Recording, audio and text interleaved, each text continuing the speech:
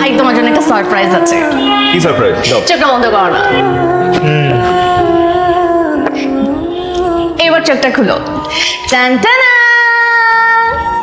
খুব সুন্দর, অনেক দামি, বোঝা যাচ্ছে। It's for you. তোমার ফোনটা একটু দিবা, একটা ফোন করবো। এই ঘড়িটার দাম 5 লাখ টাকা পিউ। তো তো মানে এত দামি ঘড়ি আমি নিতে পারবো না। তুমি বারবার দামটাই দেখতেছো, তুমি আমার ভালোবাসাটা দেখতেছো না। মানে আমার ভালোবাসার কোনো মূল্য নেই তোমার কাছে? আমি একটা শখ করে তোমাকে একটা জিনিস দিতে পারি না? কি হয়েছে? মন খারাপ করে বসে আছিস কেন? আরে বিয়ে তো হয়েই গেল।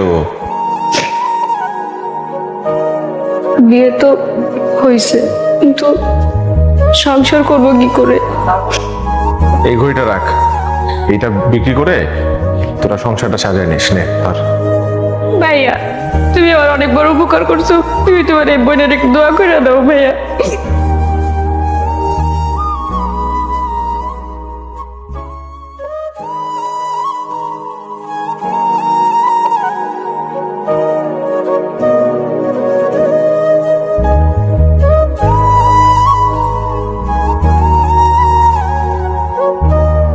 কেন আসছো তুমি এখানে?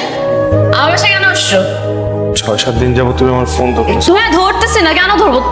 কয়টা গার্লফ্রেন্ড তোমার? হ্যাঁ, কি বলতেছিস? তুই আমার সাথে চিটিং করছিস কেন? তুই আমার নাকের পিছনে একটা গার্লফ্রেন্ড রাখছিস কেন? তুই কি মনে করছিস আমি ইচ্ছা করে না? আমি তোর মেসে গেছি, আমি ইচ্ছা করে না। কি হচ্ছে?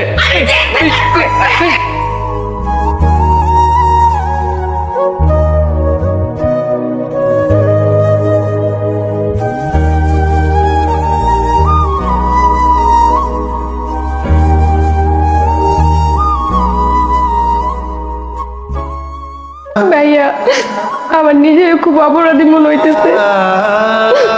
আমি কেন তোমার ঘড়িটা নিতে গেলাম? ঘড়িটা ফেরত আনতে যাই আজকে তোমার কিডনি দিয়ে দিছ। তুই জানতেছিস কেন? তুই নিজের অপরাধী ভাবতেছিস কেন?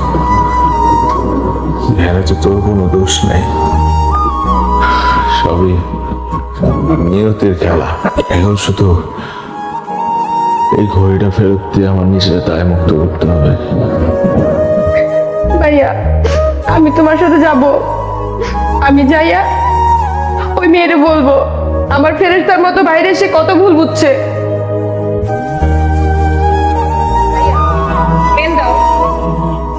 না, আমি যাব না। তুই যা, তুই গিয়ে ঘড়িটা দিয়ে আয়। এই যে ভাই, কি ব্যাপার? আরে গেটের সামনে দাঁড়ায় আছেন কেন? রঞ্জু, তুই এখানে? মানে তুই আমার বাসায় অ্যাড্রেস পাইলি কোত্থেকে? আরে চল চল চল, পরে কথা শুনবো। আরে এটা আমার বাসা। আরে তাকাইছিস কেন? আমার চিনতে পারছিস না? আমি রনি। পিউ, পিউ দেখো কাকে নিয়ে আসছি।